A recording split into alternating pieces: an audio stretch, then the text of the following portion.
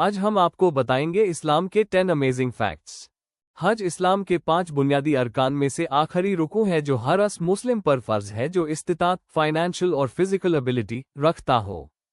حج صرف Islamic month ذی الحجہ کے اسپیسیفک دنوں 8 سے 12 ذی الحجہ میں پرفارم کیا جاتا ہے۔ مسجد الحرام میں موجود کعبہ دنیا کا سب سے پہلا گھر ہے جو اللہ کی عبادت کے لیے بنایا گیا۔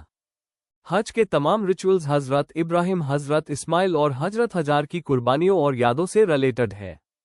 حاجی کعبہ کے گرد 7 دفعہ چکر لگاتا ہے جسے طواف کہتے ہیں۔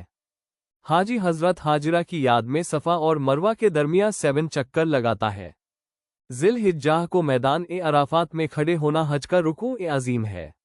یہاں اللہ کی مغفرت ہوتی ہے۔ اگر حج صحیح طریقے سے اور اخلاص کے ساتھ کیا جائے تو انسان اپنے تمام پچھلے گناہوں سے پاک ہو جاتا ہے۔